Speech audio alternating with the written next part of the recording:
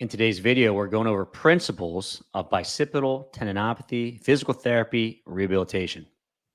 What's up, guys? This is Dan Pope and Kevin Coughlin. We are physical therapists, and we work at a place called Champion Physical Therapy and Performance. And I got to tell you what, I was not able to sleep last night because I was dreaming about biceps tendons.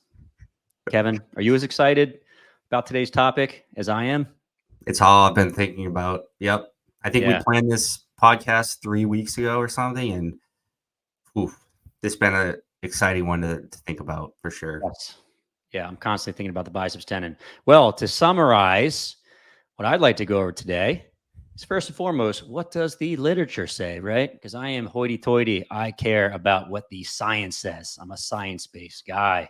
So we'll go over some of the literature. We'll also go over concomitant pathology. So does bicipital tendinopathy live along with rotator cuff tears? We shall see. We're also going to go over anatomical considerations, which may help you with your treatment. We're also going to go over treatment strategies. And the basic ones we're going over are unloading, applying a progressive strength program, and then getting specific. What do you think, Kevin? I'm even more excited now than I was for the past 3 weeks. Yeah. I figure if I talk like I'm, about to do a preview of a major movie, talking that voice, it's going to help the popularity of the topic, I don't know if that's true, but we're going to give it a go. To go along with this video, I have a really nice guide for you today. It is the ultimate guide to getting out of shoulder pain. We go over 5 keys to learn so you can get your patients out of pain and back in the gym. Number 1, we'll teach you the basics about shoulder pain in the gym. Number 2, we'll go over modifying lifestyle and training so we stop irritating the joint and allow it to rehab. Number 3, we go over identifying and correcting mobility limitations that may be continually irritating the shoulder when you're training in the gym. Number 4, we go over correcting technique issues in the overhead press as well as the Olympic lifts. Number 5, I'll teach you how to gradually load the shoulder through a progressively more challenging strength program. This guide is 100% free. I'm going to leave a link in the description in the show notes. Go ahead and click on that and download it now. So, first and foremost, what does the literature say about treating bicipital tendinopathy? And I'm looking at a study here, and what's kind of cool is it was published in 2024. So it's like, all right, cool. We got some up-to-date literature on how to treat this. And this was physical therapy interventions used to treat individuals with biceps tendinopathy, a scoping review, right? And they had 14 articles in this study, right, in this review that met the inclusion criteria. And they did recommend physical therapy for the treatment of bicipital tendinopathy. And what did they recommend from a physical therapy standpoint? Well, therapeutic modalities. We'll talk about what that means in a bit. Various forms of exercise, so stretching and or strengthening, and then some manual therapy, including soft tissue mobilization, thrust and non-thrust manipulations, and even dry needling. Pretty wild.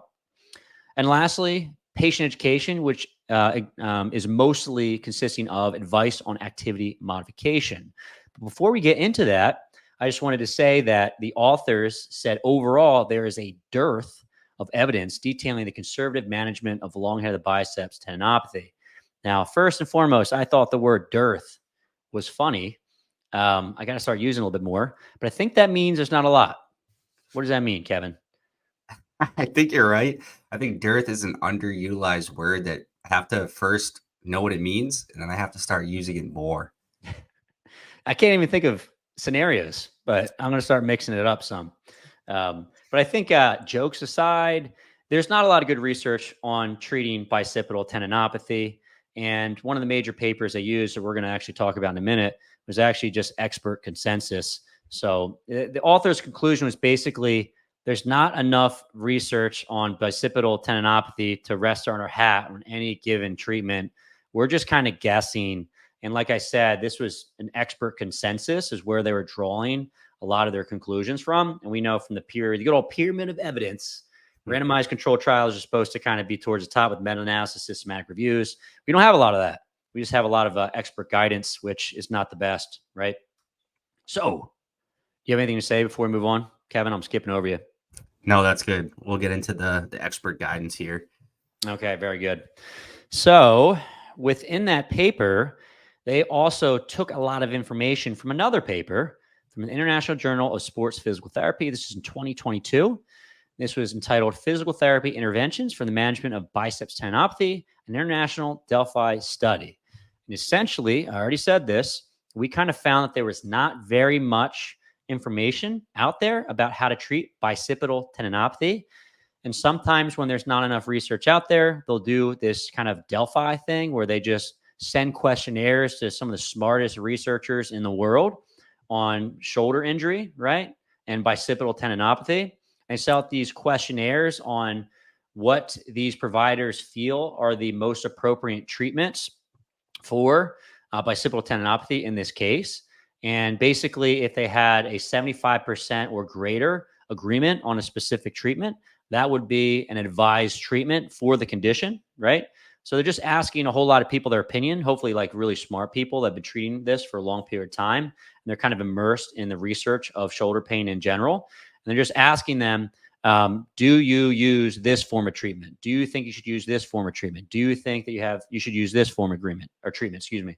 And if there's enough consensus, then they recommend it as a treatment, right? So in terms of evidence, it's expert opinion largely. So just keep that in mind, despite this being a nice journal that I like, and it also, having some clear recommendations, like we don't really know at the end of the day. So that's just really important. Take that with a grain of salt, but it's kind of what we have from an evidence standpoint, right? So what did they actually recommend?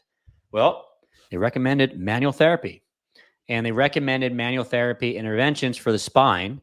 And that was for the thoracic spine, for the cervical spine, and the cervicothoracic junction. They also recommended manual therapies for the AC joint. They recommended manual therapies for the scapulothoracic joint. If you've never seen these manual therapies before, you can actually do mobilizations, promote things like scapular upward rotation or scapular posterior tilt, right? They also recommended thrust and non-thrust manipulation of the glenohumeral joint, which is interesting because I've never really thrusted on the glenohumeral joint too much. If you're feeling really good one day and you just want to give it a go, maybe you're like, let's do this. Be careful with that. Don't just do that because I said so. And then soft tissue mobility. And they focused on the musculature around the spine, periscapular muscles, the biceps, as well as the rotator cuff, right? They also recommended exercise, and this was going to be strengthening as well as stretching. And this is going to be scapular muscle strengthening, rotator cuff muscle strengthening generally, as well as biceps strengthening, which is a little bit interesting. But you can utilize that to treat your patients with bicipital tendinopathy.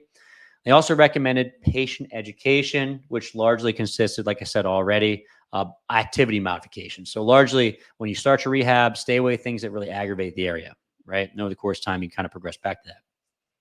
What was not recommended in the treatment of bicipital tendinopathy? And do keep in mind that this is expert opinion as well, right? So a lot of these treatments haven't necessarily been studied for bicipital tendinopathy. Who knows? Maybe they are very effective. But they did not recommend things like iontophoresis, phonophoresis, neuromuscular electrical stimulation, TENS, interferential current, ultrasound, or laser. So I do think that the experts that utilize in this study are probably decent, but I care more about what Kevin Coughlin has to say about this. What is your expert opinion on this paper, Kevin? I think we just need to laser everybody. Laser. We have a laser in the clinic. We can do that. We do.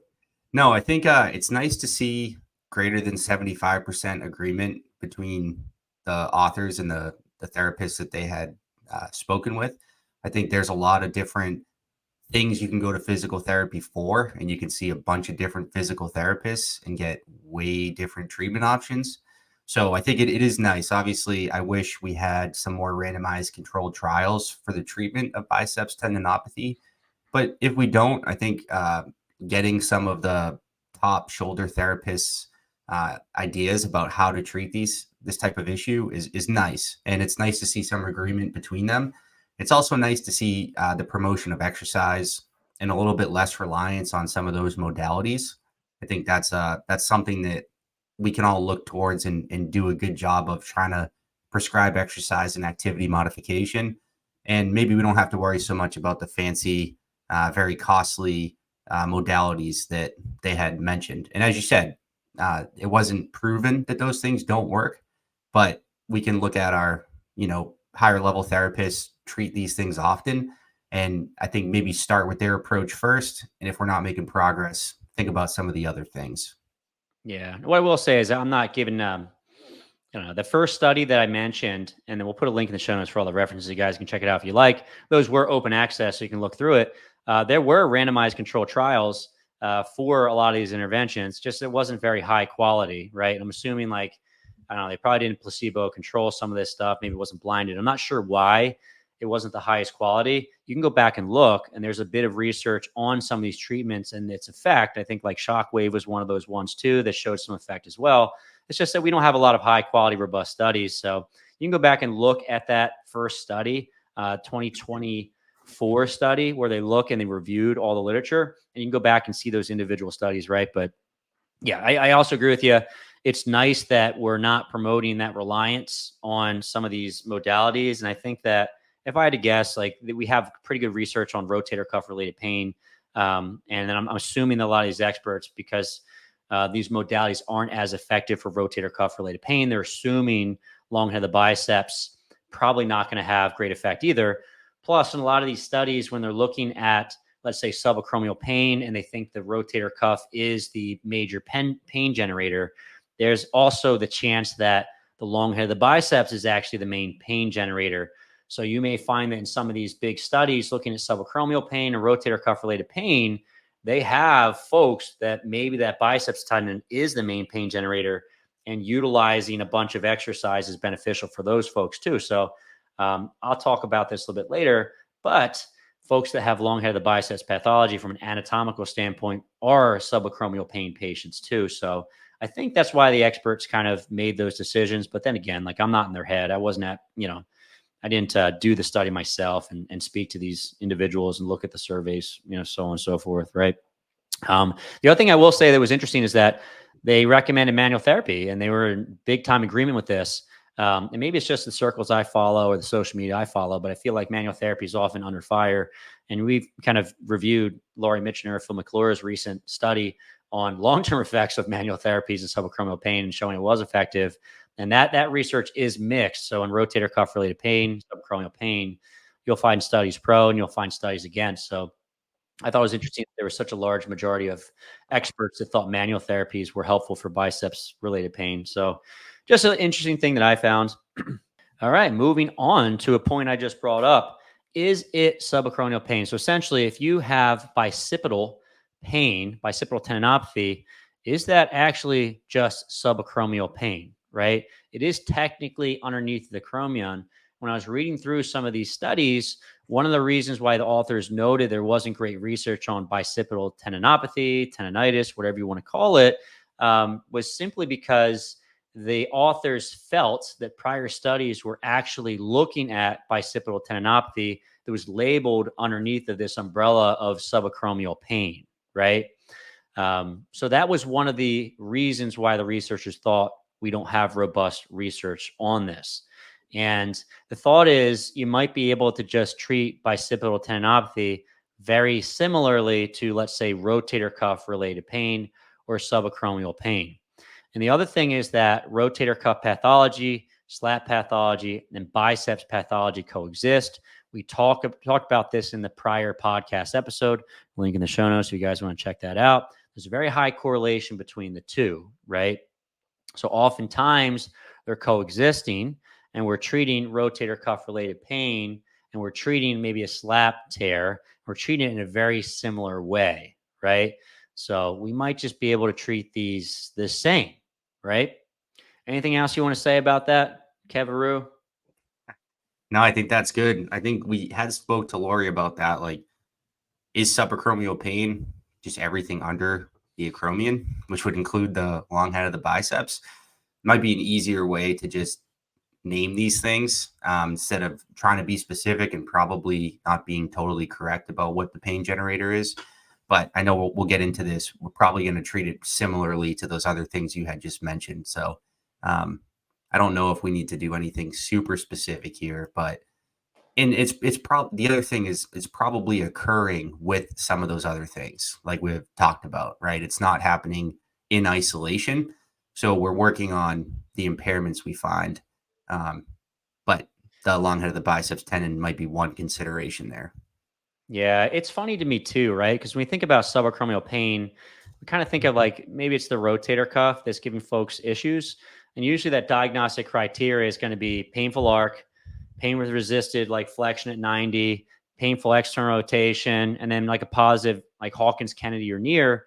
So if the rotator cuff tendon is sliding under the acromion by 70 degrees of abduction, and we're doing a Hawkins Kennedy as a test to provoke the rotator cuff tendon, the rotator cuff tendon is not provoked at 90 degrees, right? It's not being compressed the way the test was designed.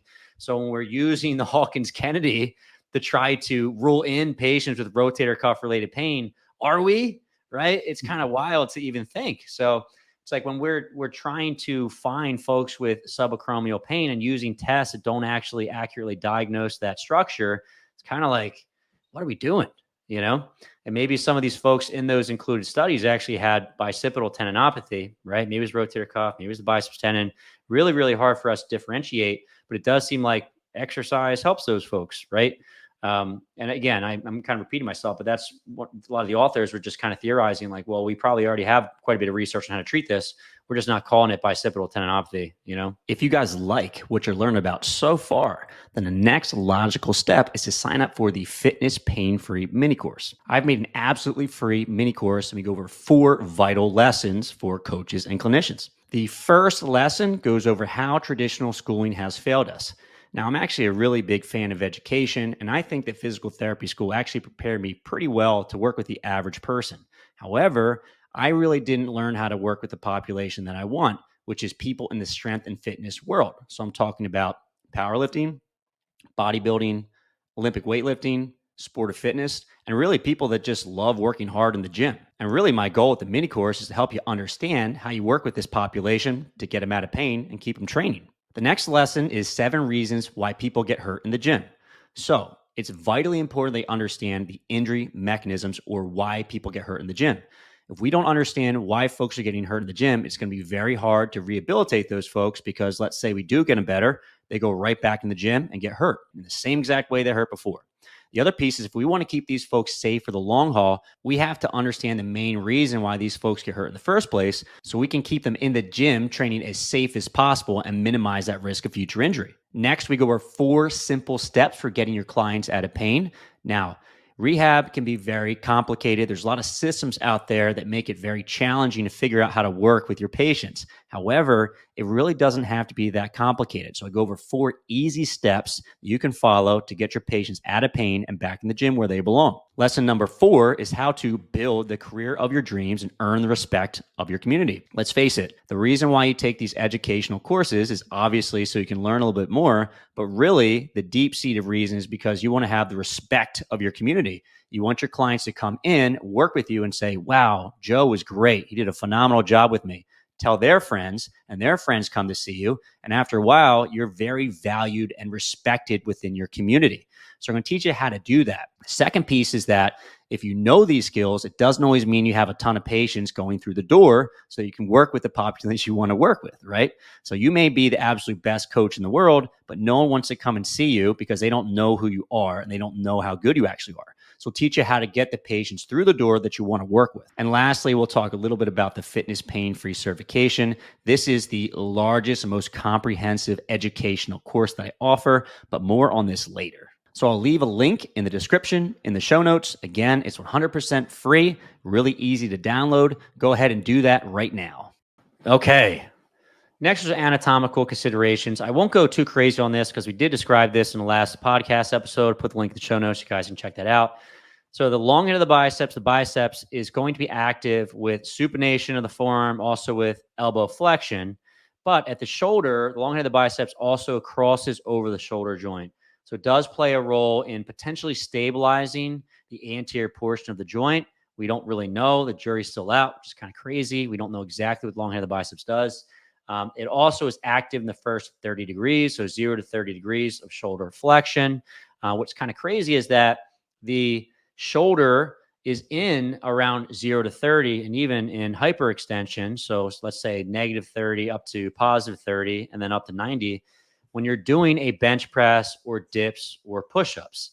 So the long head of the biceps may be more active than we think it is during exercises in the gym. And the reason why I think about this some is because most folks in the gym with what seems like biceps related pain, right? Pain in the front of the shoulder, kind of in that bicipital groove. When you do resisted flexion, it hurts right in the front there. They will complain of most pain in the very bottom position of a bench press, right?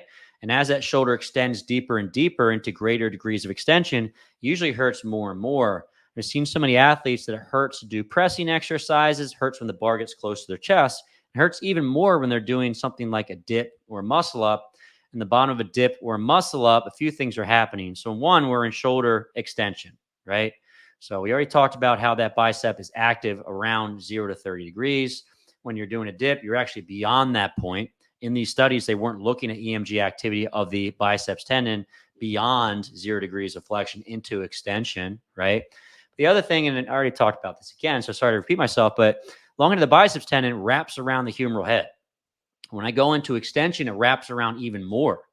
So I wonder, are we producing compressive forces of the biceps tendon within the groove around the humeral head more when we're doing something like bench press or in the bottom of a dip? Because the biceps is active, it's firing, it's going to be tugging on its origin, right? Up on that superior labrum, wrapping through the groove, wrapping around the humeral head. And maybe that's causing compressive forces and it might be provocative, right? So again, that's just one thing that I think about.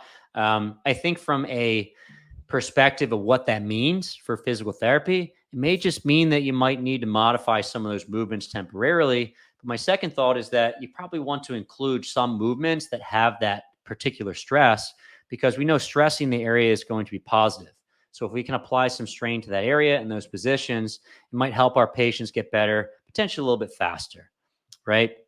The other thing that I find interesting, we'll talk about this a little bit later, is you might be able to rehab these folks' shoulders by doing bicep curls, right? Because, again, to steal some, phrasing from Chris Johnson, we want to treat the tissue with the issue. If it's the long head of the biceps that's irritated, we want to directly train that. So part of your rehab might actually include elbow flexion exercises.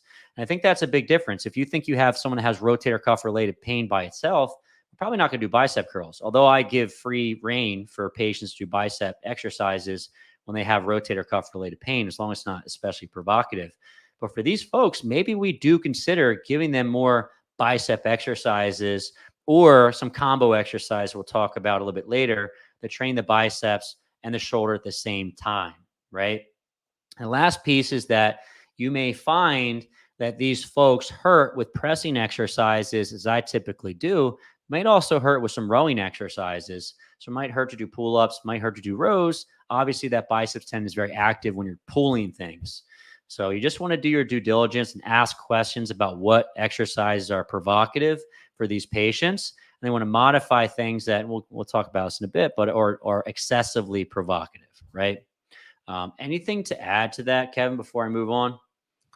Yeah, I think that was good. I think the only couple things I thought about were, and you'll probably talk about this, but when you do have pain in that like -30, so 30 degrees of extension to 30 degrees of flexion range, for gym stuff, maybe you start someone with like a floor press or something like that, where you're reducing the extension stress if that's where they're having their most pain.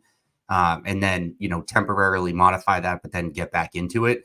And then I think the other thing I was thinking is that with a big push towards more functional movements, we've definitely gotten away from bicep curls. But I think they do play a role here in someone with shoulder pathology. I mean, the biceps, it might be more of a stabilizer than we think. It might play a role there, and it definitely crosses the shoulder joint. So doing some strengthening to the biceps, loading the tissue with the issue is probably a smart idea. So I wouldn't be afraid of doing that. So there you have it. Kevin Coughlin said it. In order to help your shoulder pain, you need more bicep curls. So how do we go about treating this? And a little bit, I apologize if this is a little boring for most folks. If you've been following us for a period of time, you'll kind of learn that my treatment is very similar from pathology to pathology. And it's that way on purpose, right? I think that from an educational standpoint, we're trying to simplify things and make it easy. And if we can simplify it, and a lot of other pathologies are treated similarly, we're going to try to. So this is the same way I would treat a large variety of other pathologies in the shoulder. So rotator cuff related pain, slat pathology without instability, all sorts of different pathologies in the shoulder, like AC joint pathology, all treated very similarly, right? This kind of falls in the same bucket. I treat these things nearly identically, right? If that's a word, with a few minor changes here and there. But the first thing I like to think about is modifying your lifestyle, right? So if there are any things that kind of hurt in life, we're going to try to modify those things somewhat. Think about someone that had either a slap tear or they had some potential bicipital tendinopathy. When they were taking heavy things from the floor into the trunk of their car, they're like, that kills. That kills more than anything else, right? We just modified that. Like, dude, just use your other arm for a little bit, right? It might hurt to do things like putting on jackets. So if you're putting your arm in your sleeve first on the painful side, maybe you switch it, you do the other side. Maybe that's putting a shirt on, taking a shirt off. You just try to be nice to that shoulder for a short period of time to kind of get the pain levels to die down a little bit. If you're in a manual labor industry, that might be a little more challenging, but maybe you modify your working arrangement so that you're not provoking this on a regular basis. It might help you out a little bit, right? And the other thing too is that this is kind of funny, but we live in Boston, right? It gets icy in the wintertime and people will slip a lot and will fall and they'll catch themselves with their arm. I just tell folks, just be careful about that too. Cause I can't tell you how many times I've had a patient come in. It's like, I tweaked my knee, slipping on the ice. I tweaked, my shoulder falling, landing, whatever it is. So just be safe, be nice to your shoulder. And I think that if you modify your lifestyle, you're going to start making some progress with your patients pretty quickly. So anything to add to that, Kevin? No, I think that's pretty straightforward. I think that is one piece that I think separates a more expert clinician from a more novice clinician is just auditing what the person's doing in their day-to-day life and finding out ways that you can educate them on what's problematic and how can you do this differently for a small period of time. And I think our listeners will know this, but not telling them that they're doing it wrong and that's why they're in pain, but just it's a temporary modification to let things calm down before we build them back up. So, you said that you tend to treat these things really similarly in your approach. I can definitely vouch for that. I think you do a great job in the clinic of auditing that with people, whether it's gym activities or ADLs that they're having trouble with. And that's such an important piece because if you don't remove that rock in the shoe, right, they're going to keep having the issue and think physical therapy is not helping. So it's almost, for a lot of folks, it's more what are they doing outside of PT and how can we modify that than it is adding in specific exercises over time.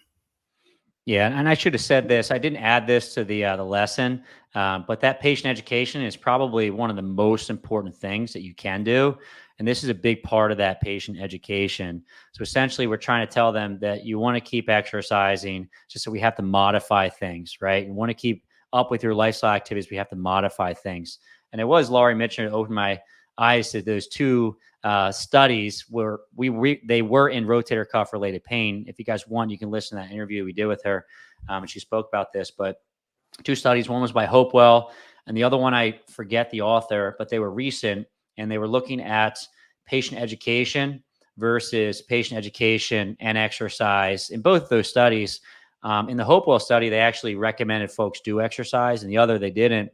But the patient education had the same outcome as the exercise group. So the patient education is incredibly important. I'm not trying to say that exercise is not needed, right? But the patient education might be the most important thing you're actually giving to your patient. So just have to educate them about this in the early stages. Or you probably should anyway. All right. So next we're trying to modify training in the gym. Me, if you've been listening to Fitness Pain Free for any period of time, I work with folks in the gym. That's my specialty, right? And the big thing that I always try to profess is keep people training in the gym as much as possible because there's so many positive benefits of training. The first of which is if you modify appropriately, then you're probably going to help that person rehab, right? So if bench press is one of the things that brought on someone's shoulder pain, if we continue to bench press in a reasonable manner, meaning modify the bench press variation, reduce the loads, the speeds, the bench press is also the thing that can potentially make you better over the course of time, right? So we want to keep people exercising. They're continuing to work towards their training goals. It's important for their physical health as well as their mental health. So what we do is we take an inventory on what movements in the gym are provocative, right? That could be bench press, overhead press, pull-ups, dips. I use a patient-specific functional scale. So essentially all the movements in the gym the patient is having trouble with, they just rank them on a scale of 0 to 10, 10 out of 10, meaning that you have no trouble, 0 to 10, you can't do it at all because of your pain. We get an idea of what's provocative, right? And essentially anything that's creating a 5 out of 10 or more, and this is based on the pain monitoring model. Essentially, if an athlete is performing a movement, it's less than a 5 out of 10. The next day, they feel like it's kind of back to their baseline. It's okay to continue performing those movements. So if I have an athlete that it really hurts the bench press, and once they get above 80% of the 1 rep max, 7 out of 10 pain, I may try to keep that at 70% of their 1 rep max. And if they're at 70% of their 1 rep max, it's going to be a 4 out of 10, right? And then I do bench press there. The following day, the patient feels like they're back to their baseline. I'll continue bench pressing, right? If they can't get away with that 4 out of 10 or less, we'll change the modification, right? And I have a billion different infographics you can find on my website if you want to see exactly how I do this. But essentially, we do that for all the movements in the gym, but we keep them training as much as possible. And if someone's highly irritable, sometimes we have to really cut back severely on what they're doing in the gym. But if it's only a little bit aggravated, then we don't have to change very much at all. What do you think there, Kevin? Yeah, I think that's what it's all about, is trying to keep the person in the gym training and get the most out of their fitness while they're dealing with this injury, and then slowly got them back to the painful movements. So yeah, nothing to add there. I think that's what we all have to do a better job of, is keeping people doing what they love to do. Yeah, and that's part of the patient education process. And you had already said this before, but based on those theories that I just kind of talked about, you might want to limit the range of motion temporarily, right? So on the bench press, maybe not go into those deep ranges of motion quite as much. Same thing for dips, push-ups, so on and so forth. Might have to take out dips temporarily. What I will say is that this is very different from patient to patient. So I'm telling you now that people with biceps tendinopathy seem not to like pressing exercises in that deep range of motion, but you may have a patient tomorrow that seems like they have bicipital tendinopathy based on your evaluation, and they actually handle those positions really well. Maybe it's pull-ups that just feel god-awful for them, right? It's very different from person to person. The other thing I will say is that I actually don't like to fully remove that range of motion if possible, just because I think working through that deep range of motion, so that bottom part of the bench press, is potentially beneficial for those folks, just because you have that very specific stress and you're trying to drive that adaptation. So if you have an athlete that's having a really tough time tolerating that position, I might do something like blood flow restriction training with a push-up, because we're going into that range of motion a little bit. We're using very light loads and maybe driving that positive adaptation. Just the other day, I had a CrossFit athlete that she hurts with muscle ups, and the ring dips is like the main thing that gives her trouble. She's made a ton of progress. Used to be a lot of things hurt. Now it's just basically ring dips. And one of the exercises I gave her to try to drive that adaptation was a dip on bench, right? So essentially, if you do like a triceps dip on a bench where your feet are on the floor or on another bench and your shoulders are kind of way behind you and end range external rotation, it actually felt decent to her. And I think that that is going to help to drive the adaptation of being able to handle full body weight in the bottom of a ring dip eventually. So it just depends on where your athlete is in terms of tissue irritation. And I wouldn't be afraid to load that range, but you may have to be smart about the way you do it, decrease the loads, change the angle, so on and so forth. But keep people training in that position, because again, we want to drive that adaptation if we can. Boom. And then we have a progressive strength program. I think this is kind of be at the root of almost every good shoulder physical therapy program, right? And we're trying to target the irritated tissues with exercise, right? And how do we do this? So for one, if we're in the first few degrees of shoulder flexion, we're probably getting the long head of the biceps a little bit. And the way I like to train the shoulder, and most folks I'm working with, keep in mind, they have pain with bench press, dumbbell press, pressing exercise in general, tend to be provocative. So I want to try to return them back to being able to do that motion. And I want to give them exercise variations that mimic the stresses on the shoulder, like a bench press or dumbbell press, but really ratchet down those stresses a little bit. And one of my favorite variations is a fly. So a cable fly, think about a cable pec fly. Usually I start the cable crossover nice and low. So my elbow's a little closer to the side. Usually that's better tolerated anecdotally in my patients with bicipital tendinopathy than taking the cables up to about 90 degrees where you see a typical fly. And I start them there. One of the reasons why I think this is beneficial is because we're working those kind of 30 degrees of extension to 30 degrees of flexion. We're in that range of motion, right? And I like to go palms up because I'm actually getting a little bit of stress through the biceps tendon when I'm doing this exercise. So I'm getting resisted shoulder flexion, but I'm also getting resisted elbow flexion as well. So I'm really targeting that biceps tendon, and I'm targeting it via elbow flexion and shoulder flexion, right? I also want to try to continue with pressing exercises using that full range of motion. If the patient is able to tolerate it, maybe temporarily we have to reduce that range, right? But as soon as we're able to, I try to get back into that environment. And then I also will consider using blood flow restriction training if I have someone who's just very irritable, right? Because I want to get them in that range of motion if possible. We also should consider continuing rowing. So basically doing as much rowing as is tolerable. Think of that one gentleman I was talking about previously. He had a hard time taking his briefcase or just like luggage and pulling up into his car. He actually had more pain with rowing than pressing. So for him, we had to modify rowing more, but I also want to continue rowing because when you pull, obviously the bicep tendon is active. We're applying some exercise medicine to that tendon, hoping to heal, right? And then lastly, you might want to consider using some curls because curls obviously will train long head of the biceps, and it will potentially help to heal that tendon. The other thing sometimes I mess around with are kind of curl shoulder flexion combo exercises. So if you're doing, let's say, a cable curl and you're facing away from the cable machine and you take a few steps away, I think some folks would call this a Bayesian curl. I don't even know if I'm saying that appropriately, but you're kind of starting with your shoulders in a little bit of shoulder extension with your arm straight, and you curl. And as you curl, you go into a little bit of shoulder flexion and elbow flexion at the same time. So we're getting a combination of elbow flexion and shoulder flexion at the same time through that range where the long head of the biceps is active. That's kind of a fun one I like to use for my patients. What's kind of nice is most of my patients want to work their biceps anyway.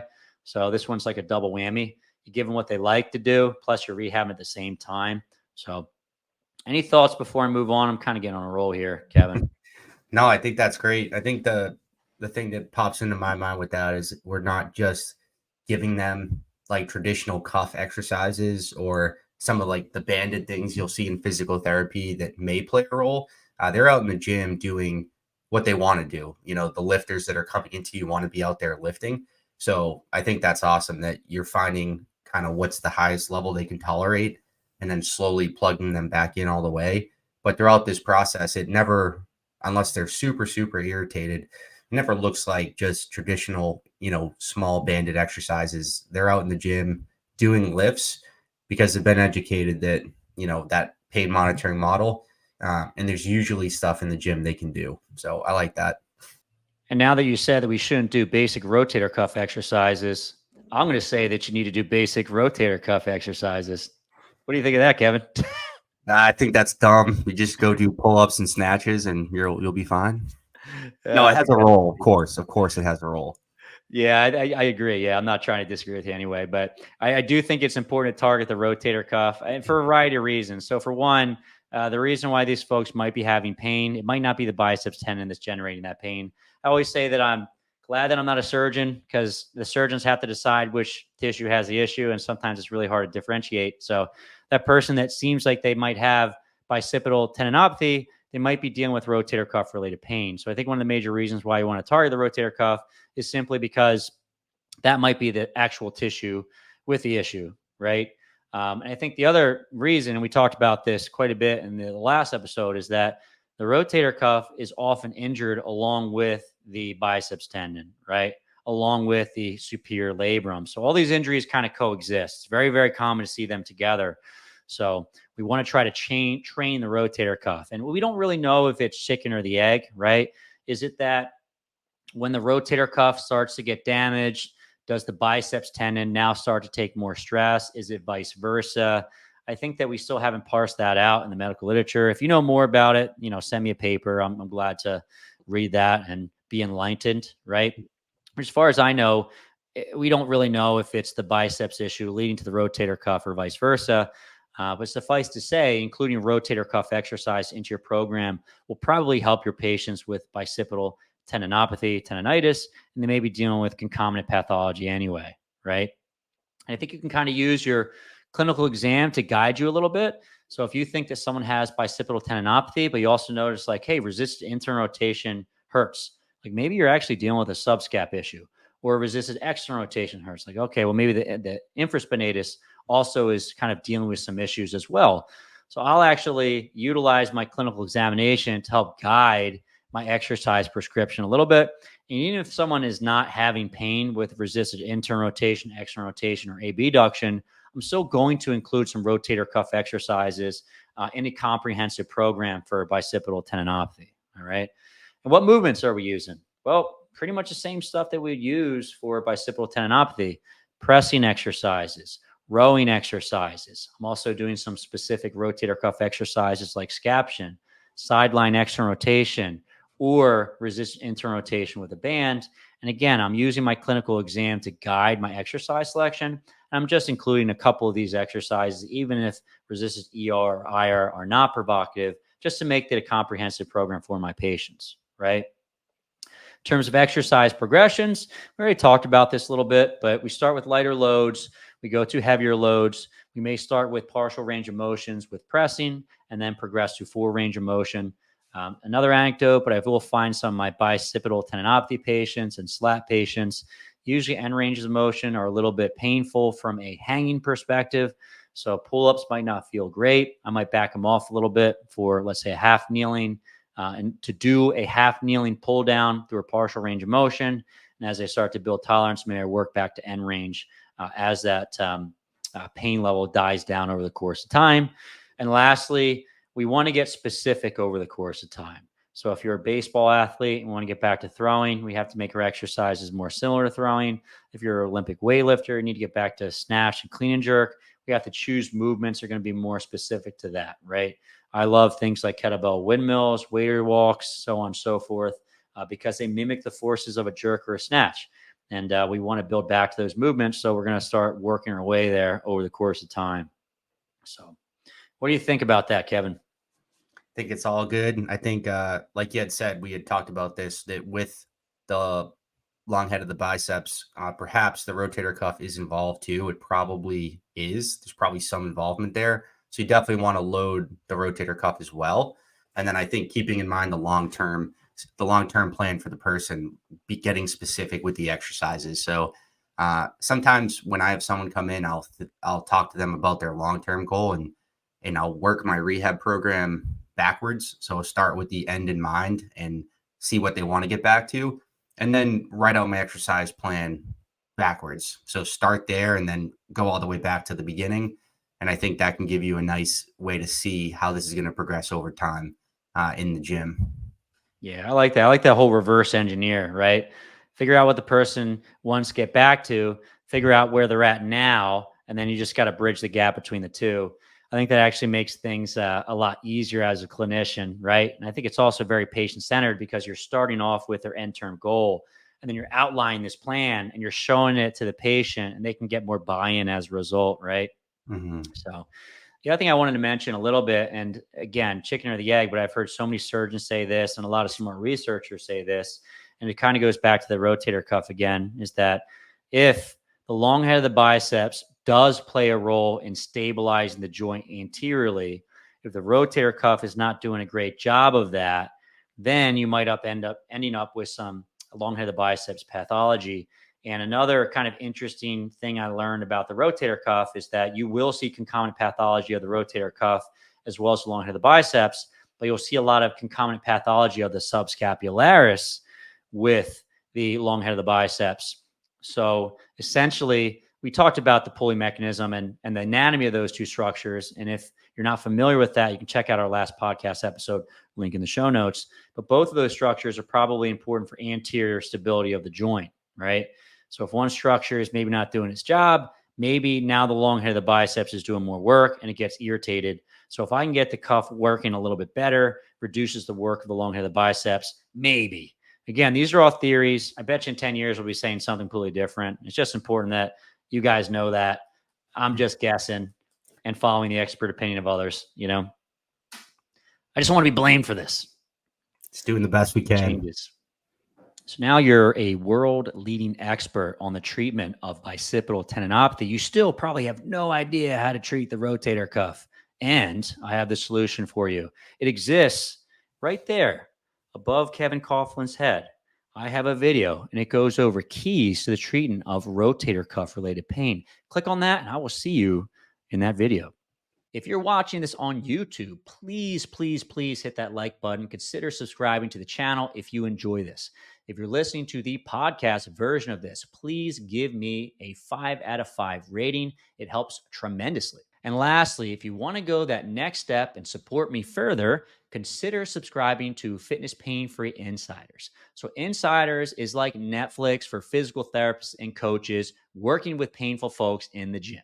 You've got access to 100 plus webinars, ebooks, and courses. More recently, I've been taking all of my best content from YouTube. I've been taking out all the ads. I've been organizing it in a really step-by-step fashion in an entire course so you can easily go through it. And I add additional pieces to this to enhance your learning, right? So I just finished up my lateral ankle sprain course. And one of the big things I added to this was a protocol. So essentially, what do you do week 1, week 2, week 3, week 4, week 5, 6, 7, 8? You know me, I like working with athletes. I like working with really fit and strong people. So it's going to be a lot more robust than your typical protocol. Also, you have access to me. So inside of Insiders, you can leave a comment and I'll get right back to you. I also have physical therapy CEUs inside of Insiders. So if you take the course, Essential Coaches Series, get a bunch of CEUs. And what's even better is you can start for just $1. After that, it's $25 per month. It's going to be the cheapest CEUs you can get. It's by far the highest value program that I offer at the cheapest price. So head over to fitnesspainfree.com, click on the program's link, and then click on Fitness Pain Free Insiders to get started. I'll also leave a link in the show notes where you can check it out.